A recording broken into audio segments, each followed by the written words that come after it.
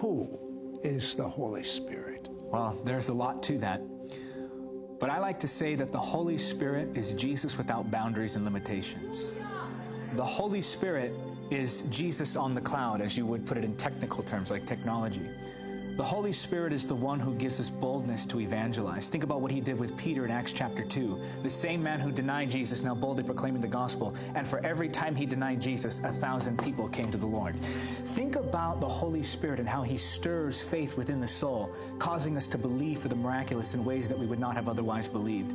The Holy Spirit is the one who helps us to pray, because no man or woman, no matter how anointed they are, knows the way into the presence of God. Only the Holy Spirit knows the way into the presence. And so in prayer, he guides us. In worship, he reveals Jesus and makes him real, causing our hearts to be stirred and burn with holy fire to where we cannot contain that passion that overflows with us as adoration of Jesus.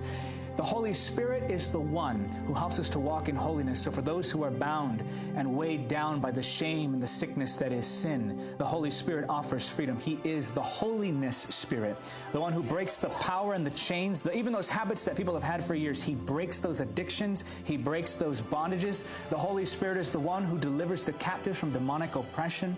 The Holy Spirit is the one who moves in us and gives us revelation of the Word. Sometimes when we read the Word, we're saying, I just want to see Jesus.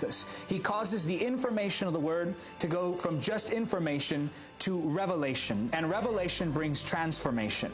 The Holy Spirit is the one who goes with us and gives us the words to speak when we don't know what we should say. In those moments where we're saying, Holy Spirit, help me. I don't know how to win this one to the Lord. I don't know how to speak. The Holy Spirit will stir within you words that come straight from the Father. The Holy Spirit is the one who opens the heart of the sinner, causing them to go from stubborn, stone-hearted individuals to people who bow before Jesus as Lord.